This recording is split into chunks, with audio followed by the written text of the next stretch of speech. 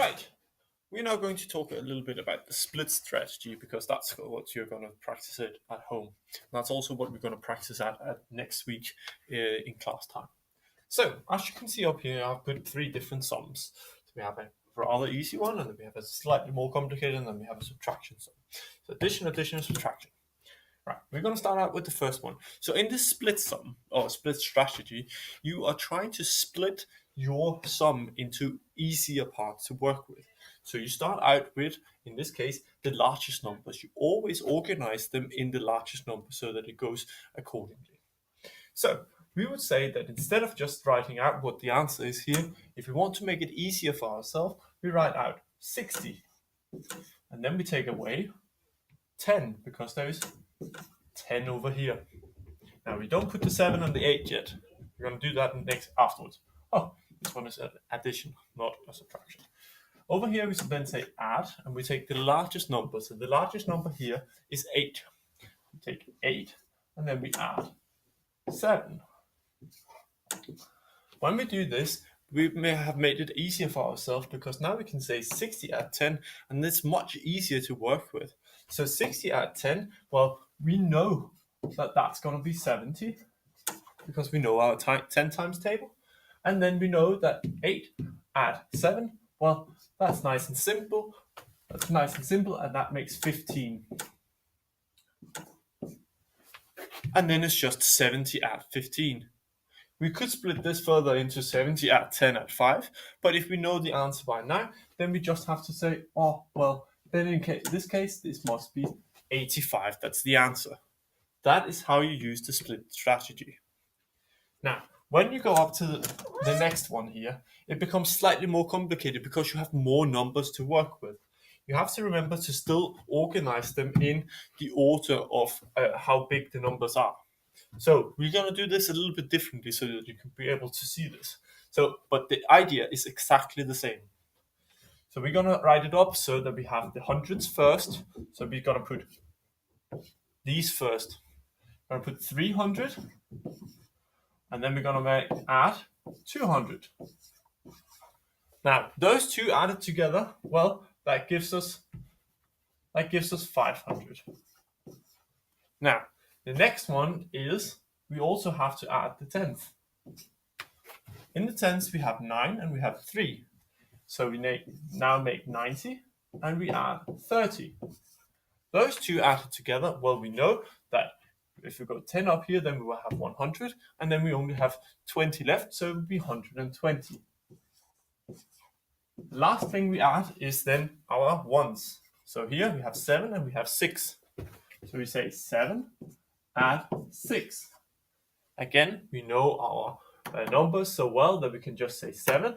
Well, if we add the 3 first, then we're up at 10, and then we add another 3, so we have 13. Now these 3 just have to be added together, and then we will have our result. So we know that 500 add 120. Well, if we take the 500 and add the 100, then we add 600. Then we add our 20, 620. Then we'll add our 13 or our 10 first, 630, and then our 3, 633. So 633 will be the result. Again, it is the same idea as we have done up here. We have just made it slightly longer this time. That's how you use your split strategy when it comes to addition. Now, it becomes even more complicated when we do subtraction. So, pay close attention. Here, we do the same thing as we have done up here. We start out with the 100s. So it's very important that when you do the split strategy that you put them in the order. As I said before, it's a good practice to just put them in the order from highest number to lowest number. So we do the same here.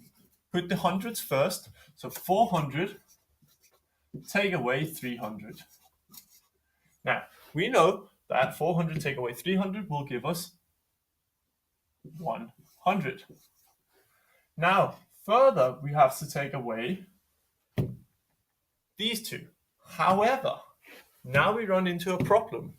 Because this is subtraction and you always have to have the biggest number in subtraction when you do these things, we are actually going to do something opposite this time. because it's the opposite way. So we're going to say addition next time. And then we're going to say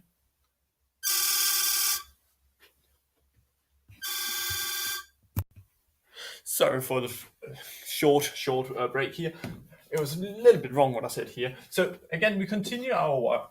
So now we have 20 and 80. So we do the same. We just say 80, take away 20. Okay? So this becomes 60 because we know our times tables here. Then the last one over here is 2 and 9. Remember, you have to put them in order. So 9 needs to come first. So 9, take away 2. If you take 9 away from 2, you will have 7.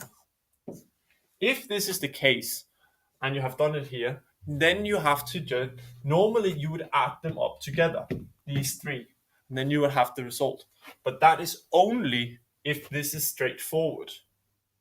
This is not straightforward because we had to swap some of them around. This is only for subtraction. We had to swap some of them around.